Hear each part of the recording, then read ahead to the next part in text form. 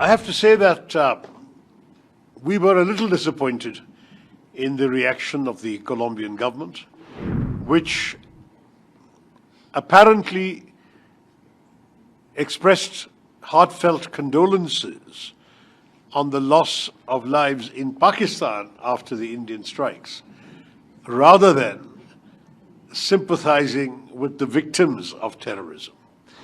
There can be no equivalence between those who dispatch terrorists and those who resist them. I have to say that we were a little disappointed in the reaction of the Colombian government, which apparently expressed heartfelt condolences on the loss of lives in Pakistan after the Indian strikes, rather than sympathizing with the victims of terrorism.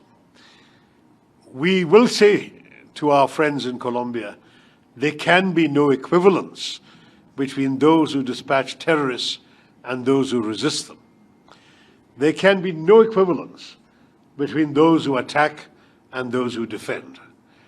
We are only exercising our right of self-defense, and if there is any misunderstanding here on this score, we are here to dispel any such misunderstanding. We're very happy to talk to Colombia in some detail about the circumstances. We have, as I said, very concrete proof. In fact, when this terrorist attack occurred, it was immediately claimed by an organization called the Resistance Front, which is a unit of the Lashkar-e-Toiba based in Murid-ke, Pakistan. There is no doubt that they reiterated this credit the next day. It is only after their handlers realized the damage this could do that they then deleted the claim 2 days later. But the claim has been made. There is no doubt as to where this came from. And we will reserve always the right to hit back. Just as Colombia has endured many terror attacks, so have we in India. We have endured a very large number of attacks for almost 4 decades. Frankly, it is now very well established that Pakistan has been breeding the monsters of terrorism for a very long time for their own purposes. We all know that when Osama bin Laden was being hunted around the world, it was Pakistan that gave him shelter. The Americans found him in a safe house in an army, near an army base in a cantonment city. In other words, they found him and killed him, the world's most wanted terrorist, in Pakistan, a country which sadly has incubated terrorism for some years now, for at least 4 decades now. And for this reason, we would like the government and people of Colombia to understand that there should be no equivalence. Lives lost may be lives lost, but the lives lost in India were those of tourists, of civilians, of nuns, of worshippers, of ordinary people. The lives that were lost in Pakistan were the lives of terrorists, well-known terrorists. There is a difference. On your second question as to where the damage was done this time overwhelmingly in the states bordering Pakistan, that is in Jammu and Kashmir. Also, I think they might turn this off, the sound is not right. Also in 1 or 2 districts of our neighboring state of Punjab, which is right next door to Pakistan, and to somewhat lesser extent in the state of Rajasthan. In other words, the Pakistani shelling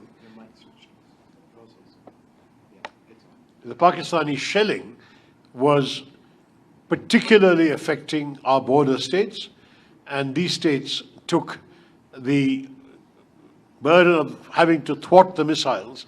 But we were well prepared to defend these states. These are our border states. We defend them well, and we were able to prevent any significant loss of life. There was some property damage, considerable property damage in some places.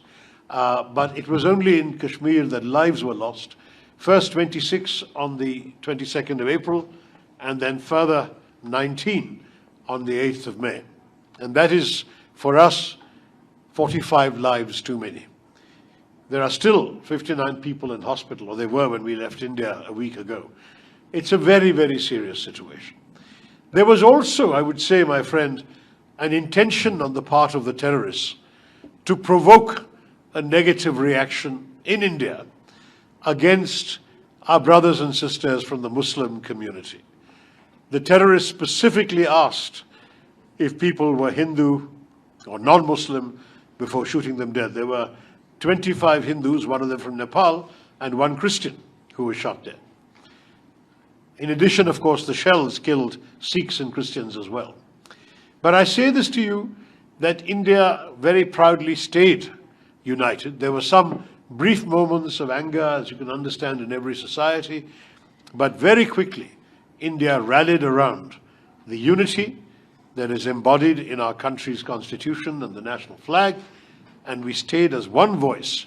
I should have mentioned at the very beginning of my remarks, let me do so now, that my colleagues and I represent 5 political parties in India, we represent 7 different states in India, and we represent different languages, different religions. We have 3 religions amongst the 7 of us. We are truly reflective of the diversity of India, whether it's linguistic diversity, political diversity, religious diversity.